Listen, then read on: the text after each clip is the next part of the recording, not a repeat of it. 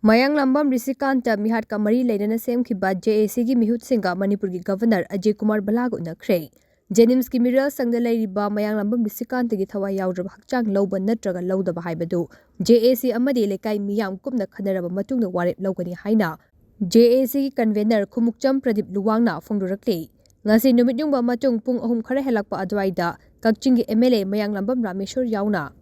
JAC gi mihut singna Manipur gi Governor unaruraba matungda wafam ase magna paumi singda phongdoklambani. JAC gi Convenor Khumukcham Pradip Luwangna makhatana hai Nepal da thabak tawduna leiba miyoi ama khanghaudana Churachandpurda sina phangma haibase achauba sarau lang amane. Mihat asiga mari leinana JAC na Governors Council thamkiba demand ayamba thabakta onthorakpagidama Governor bu thagatle. Adumoinamak mihat asida chenaba miyoi amata ngasi fawba phagatpa ngamdaba asimade yamna laibak thibane. JAC na thamkiba demand singi manungda mihat asida chenaba sing phagatpiu haiba wafam su JAC na yamna maru oina thamkiba wafam amane. Maram aduna mayang lambam Rishikanta gi thawai yaudraba hakchang lawbi wafam ase JAC ga miyamga kupna khanaraba machungda warep lawgani haina magna makha takhi. Khoi lagidraba khoi gi mayam Rishikanta gi isi siga mari leinana hojik phawda oirakiba situation sida khoina ngasi se akhoi family masung je siga khoi club organization singa yam kupna khanara matungda hojik phawda laiba council of governor gi side tagi yam positive oiba khongthang khara lokholakpa sida khoina ahienba akhoi gi wal hoba demand khara ga loinana khoi ngasi si governor ji unajarure ngasi unabasida akhoi gi respected akhoi gi honorable MLA Kakching gi Kakching AC gi Sir Rameshwar su saruk yabi aduga amana akhoi gi Sugunu Kendra gi khoi social worker se mangbam binod su ngasi gi sida saruk yai adu akhoi councillor akhoi gi Kakching municipality gi chairperson ade councillor akhoi JC amade akhoi family members sing loinana akhoi ngasi si governor se akhoi phana kuina manungda ngairaga Governor se program sa thokhiram khoi halakpa ngaijaraga khoi keno tawjabani ata hojik fawda khoi mamangda na thamgibaduni thoiba issue se khoi smasi yam taraina lobu yaroi mase gi chapchaba leiriba culprit sing haitari ko khoi gi maral leiba khulai paiba amen tumen basing ado khoi puthoktri bawba khoi gi demand se dum hankhiroi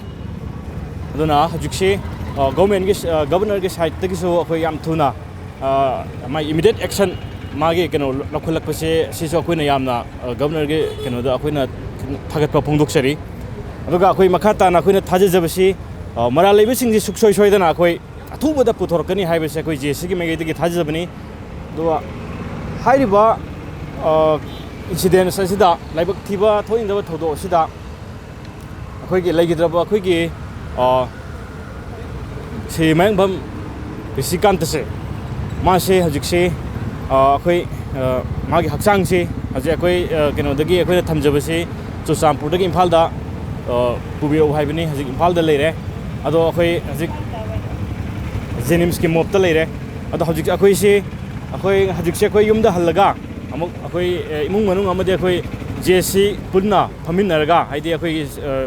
keno mayam tanaraga haitare ko akhoi karamaina toksike khoi kari further akhoi kari karamba akhoi khongjang changsilaga hen effective oiba ama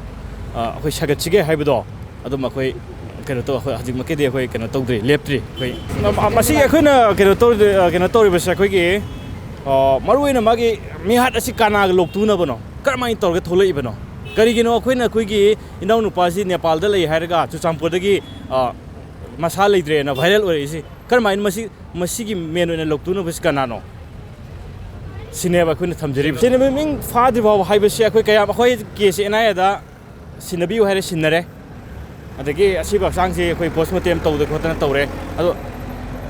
sar gi site honorable governor gi site thamai base hasi phabase hasi under process oirabani na suksoi soidana nomana tra nomagdi hariba sigi langla langjin je thola ani haibagi thajaba amsu ngasi yam mek sengna thambira e aduna akhoi khanraga akhoi kari oiba akhoi gi chatnabagi dharma gi oiba akhoi gi chatnabagi oiba kari mathong mangam laigidaba masasi karamaina toksige haibaduma akhoi hallaga haji ngasi honorable governor thambiraiba akhoi da thajaba thamaiba warol siga akhoi khanraga akhoi mathang step se kari lokthok lokachige haibado sima akhoi kana tawjagane